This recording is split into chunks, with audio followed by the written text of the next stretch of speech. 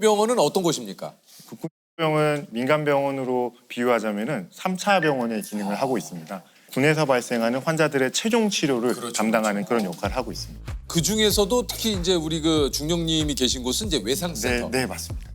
지뢰 폭발, 수류탄 폭발이라든지 다른 폭발로 팔다리 같은 곳이 심하게 다치면서 기능을 잃을 수 있을 정도로 심하게 다쳤을 때 그럴 때 치료를 제공해 주는 곳입니다.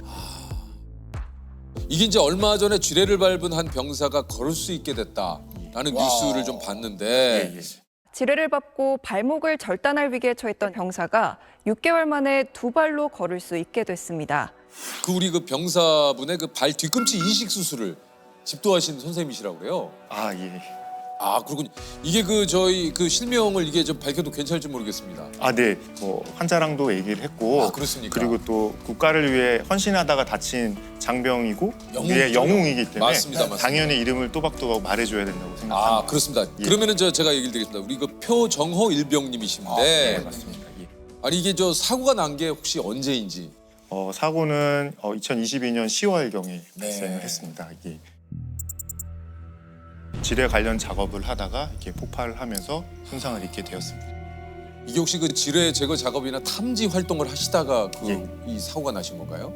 그런 유사한 작업이었고 아, 예, 그렇군요. 그렇습니다. 지뢰를 저희가 이제 드라마나 영화에서 보면 밟았다가 떼면은 폭파가 네, 되는 걸로 네, 알고 있는데 네. 그렇지 않은 지뢰들도 많다고. 예, 맞습니다. 지뢰의 특성마다 다 다양하고 지뢰 종류 정말 다양하기 때문에 밟으면 터지는 지뢰도 있습니다. 그냥 밟기만 해도. 예, 그렇습니다. 야, 그러면 이 지뢰를 밟고 나서 예. 그러면 다리가 어떻게 되신 거예요? 정호 같은 경우, 우리 표일병 같은 경우는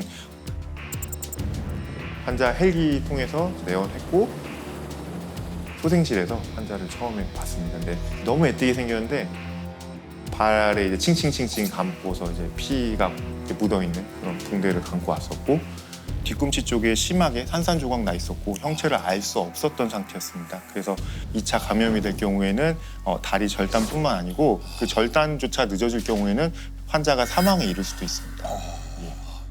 그래서 처음에는 절단을 고려했었는데 이제 환자 발가락 쪽에 형체가 있고 온기가 있고 환자가 발가락을 움직이고 아 발가락이. 예, 뒤꿈치 쪽으로 심하게 다치게 돼서 발가락 쪽이 좀 살아 있었고 그리고 환자가 정말 간절하게 자기 다리를 살리고 싶다, 그러니까 자기 걷고 싶다 이런 그게 느껴졌기 때문에 그냥 무모하지만 어떻게든 이 다리를 살려보겠다라고 결심을 하게 됐었고요.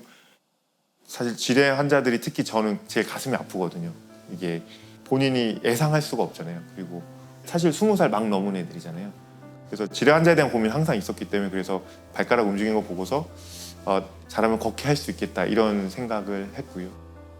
제가 여러모로 고민했을 때는 이제 조직 이식이라는 방법이 환자의 올려 있는 기능을 가장 회복하는 게 가장 좋을 것 같다라고 말씀을 드렸고 저희 이제 한국공공조직은행이라고 이제 장기뿐만 아니라 조직도 저희가 기증을 할 수 있거든요. 조직 기증하는 은행에다가 저희가 전화를 해서 환자가 정말 안타깝게 다쳐서 저희가 이게 전에 하던 수술이나 형태는 아닌데 종골과 이렇게 아킬레스건을 이런 형식으로 저희가 좀 채취해서 쓸 수 있게 해주면은 젊은 환자를 걷게 할 수 있을 것 같다라고 이렇게 말씀을 드렸고 너무 좋은 일이고 그러니까 준비해 주시겠다.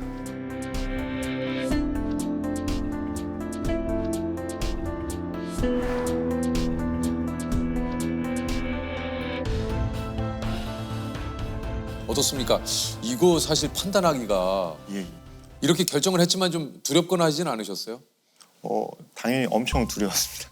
당연히 일단은 보통 지뢰 환자에서는 대부분은 절단으로 이어지거나 하게 되는데 다른 분들이 가보지 않은 길을 선택하고 그거를 환자 보호자분과 상의해서 끌고 가는 치료 과정에 대한 두려움도 있었고요.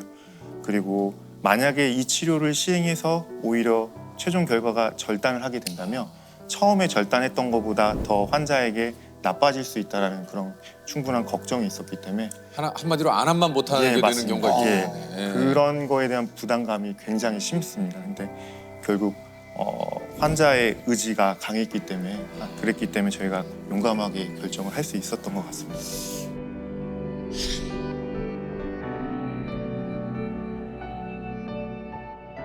이제 마지막 수술은 저희가 끝나고 나서 한 70일 정도 경과됐을 때쯤이고요. 기억하기에 같이 이제 운동을 시키려고 갔는데 낮에 한번 목발을 떼보고 걸어봤는데 혼자 쓸 수도 있고 좀 걸을 수 있을 것 같다 이렇게 말을 줘서 한번 걸어봐라. 걸어보겠니? 예, 그렇게 했었고 그래서 천천히 걸어 천천히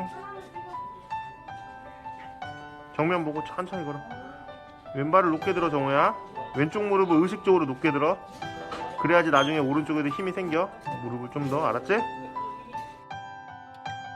정우가 걷더라고요.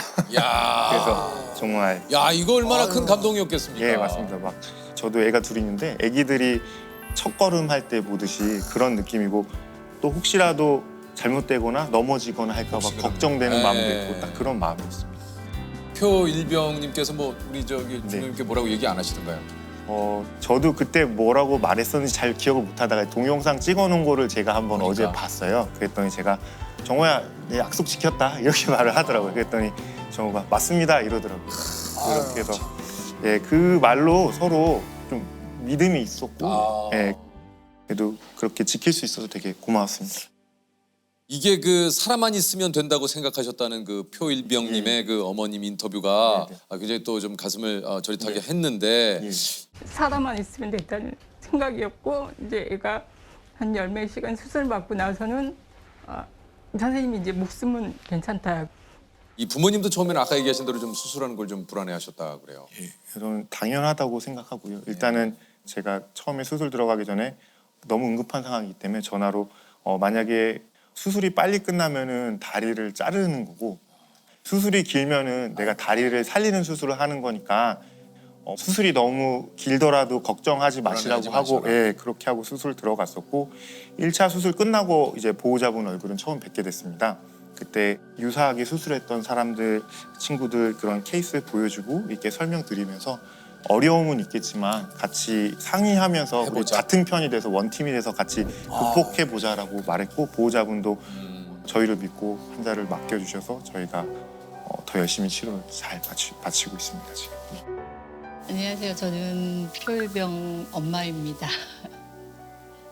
표일병은 이제 병원에서 회복하고 있습니다. 기억이 너무 가슴이 막 그때 떨려가지고 천안에서 올라오는 때 막 전화를 여러 통 받았는데 뭐 애 목숨도 왔다 갔다 하고 목숨이 왔다 갔다 하니까 저희는 아무 생각도 안 나고 무슨 말을 해야 될지도 모르겠고 막 그래가지고 도착을 하고 이제 했는데 선생님 그때 그 목소리가 기억이 나요. 꼭 걷게 해드리겠다고 하시더라고요. 그래서 그럼 꼭 걷게 해달라고 그랬죠. 선생님도 알겠다고. 조금 더 나가서 뛸 수도 있게 만들어 주시겠다고 하길래 저희는 그래서 믿고 맡겼는데 죽을 뻔한 애가 다시 살아났고 걸을 수 없다고 믿었던 애가 걸을 수 있고 뛸 수가 있다는데 더 이상 바랄 게 없더라고요. 그래서 선생님한테 맡기는 게 당연했고 그때는 저희 부부한테는 정말 선생님이 너무너무 감사했죠. 지금 많은 재활을 아직은 앞두고 있지만 선생님하고 정우가 잘 해나갈 거라고 믿고 정말 정말 대단하다. 내 자식이지만 정말 이 고통을 참고 와줘서 고맙다는 생각이 들더라고요. 그래서 참 대견하다.